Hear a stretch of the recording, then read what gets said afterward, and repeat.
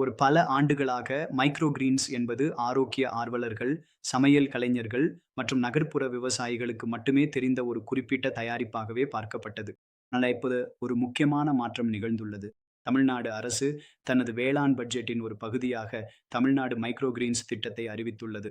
இந்த முயற்சியின் கீழ் சென்னை, கோயம்புத்தூர் மற்றும் திருச்சிராப்பள்ளி முழுவதும் 20,000 மைக்ரோ கிரீன்ஸ் வளர்ப்பு கருவிகள் விநியோகிக்கப்படும்.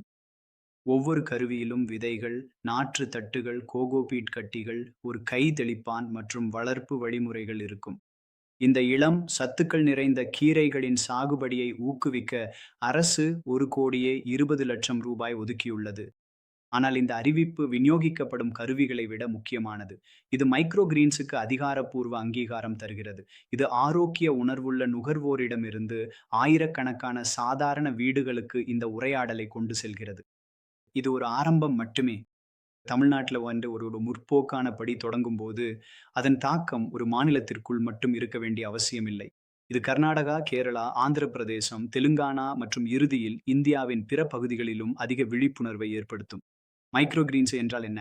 அவற்றை எவ்வளவு எளிதாக வளர்க்கலாம் மற்றும் அவை எவ்வாறு சிறந்த வீட்டு ஊட்டச்சத்தை ஆதரிக்கும் என்பதை இப்போது அதிகமான மக்கள் அறிந்து கொள்வார்கள். மைக்ரோ கிரீன்ஸ் விவசாயிகள், பயிற்சியாளர்கள் மற்றும் தொழில் முனைவோருக்கு இது கொண்டாடுவதற்கு மட்டும் உரிய நேரமல்ல. இது பொறுப்புடன் கல்வி கற்பிக்கவும், தரத்தை மேம்படுத்தவும் மற்றும் வரவிருக்கும் வளர்ந்து வரும் விழிப்புணர்விற்கு தயாராகவும் வேண்டிய நேரம். தென்னிந்தியாவில் ஒரு சிறிய விதை நடப்பட்டுள்ளது. இப்போது இந்த இயக்கம் நாடு முழுவதும் வளர உதவுவோம். நான் Ravindra ji, new greens and greens நிறுவனர். உங்கள் மைக்ரோ கிரீன்ஸ் பயணத்தில் உங்கள் வழிகாட்டி.